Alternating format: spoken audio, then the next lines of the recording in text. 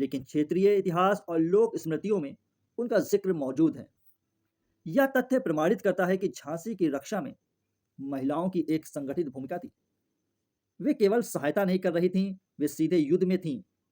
देवी by उन स्त्रियों का प्रतीक हैं जिन्होंने बिना किसी पद या पहचान के किले की दीवारों को आखिरी सांस तक थामे रखा। झांसी आखिरकार गिर गई। लक्ष्मीबाई आगे बढ़ गईं और 1857 की क्रांति दबा दी गई। लेकिन आग बुझी नहीं। वह समय के साथ एक जगह से दूसरी जगह जाती रही। दशकों के बाद वही आग दक्षिण भारत के घने जंगलों में दिखाई देती है, जहां कहानी एक अलग रूप ले लेती है। वहां न किले थे न महल, वहां जंगल थे और जंगलों में रहने वाले आदिवासी, जिन पर अंग्रेजी सरकार ने कठोर वन कानून थोप दिए। इन कानूनों ने आदिवासियों को उनकी ही जमीन, उनके जंगल और उनके जीवन के तरीके से दूर कर दिया।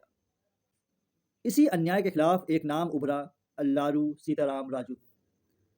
इतिहास पूरी तरह प्रमाणित करता है कि अल्लारू कोई राजा नहीं थे, उनके पास कोई नियमित सेना नहीं थी, लेकिन उनके पास लोगों का भरोसा था।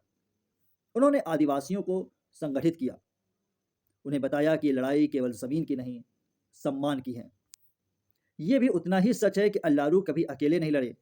उनके साथ सैकड़ों गुमनाम आदिवासी युवक और पुरुष थे, जिनके नाम ना तो ब्रिटिश रिकॉर्ड ठीक से दर्ज कर पाए और ना ही बाद की इतिहास की किताबों में। ये लोग जंगलों को अपनी ताकत बनाते थे, अचानक हमला करते, थानों से हथियार छीनते और फिर पेड़ों के बीच गायब हो जाते। अंग्रेजी सरकार इस विद्रोह से इतनी परेशान हुई कि उनके विशेष बल गठित किए, इनाम घोषित किए और पूरे इलाकों में दमन तेज कर दिया। 22 मई 1924 को अल्लारू सीताराम राजू को गिरफ्तार कर लिया गया। न कोई अदालत, न कोई मुकदमा, खुले मैदान में उन्हें गोली मार दी गई। ब्रिटिश रिकॉर्ड में इसे एक विद्रोही का अंत लिखा गया।